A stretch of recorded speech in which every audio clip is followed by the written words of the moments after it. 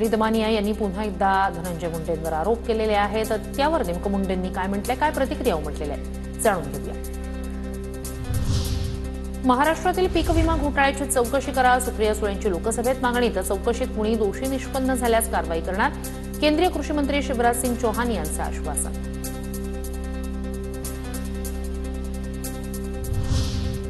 शांत बसलो म्हणजे आम्हाला बोलता येत नाही असं नाही, दमानिया आणि त्यांना माझ्यावर आरोप करणाऱ्या लावणाऱ्यांना माझ्या शुभेच्छा, धनंजय मुंडेंचा सूचक इशारा।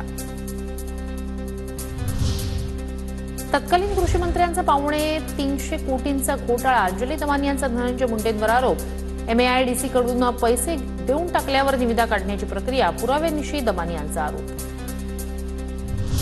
अंजली दमानियांचा धनंजय मुंडेंकडून अंजली बदनामी असा उल्लेख। अंजलीताईंनी आतापर्यंत अनेकांवर आरोप केले, त्यातील एकतरी आरोप सिद्ध झाला का, मुंडे यांचा सवाल।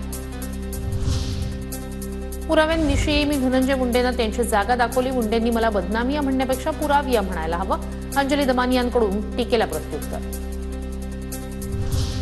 नॅनो युरिया, नॅनो DAP आणि कीटकनाशक फवारणी यंत्राची वाढीव दरानं खरेदी, टेंडर काढण्याआधीच पुरवठादारांना पैसे दिले, धनंजय मुंडेंवर आरोप करताना दमानियांकडून कृषी क्षेत्रातील भ्रष्टाचाराची पोलखोल।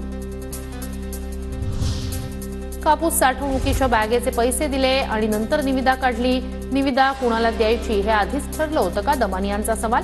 तर 6,18,000 बॅगांसाठी 42 कोटींचा खर्च, 577 रुपयांच्या बॅग 1200 रुपयांना घेतल्या, दमानियांचा आरोप। धनंजय मुंडे दमानियांवर अब्रू नुकसानीचा खटला दाखल करणार, अंजली दमानियांनी मोघम आरोप केले, धनंजय मुंडेंचा ट्विट करत निशाणा।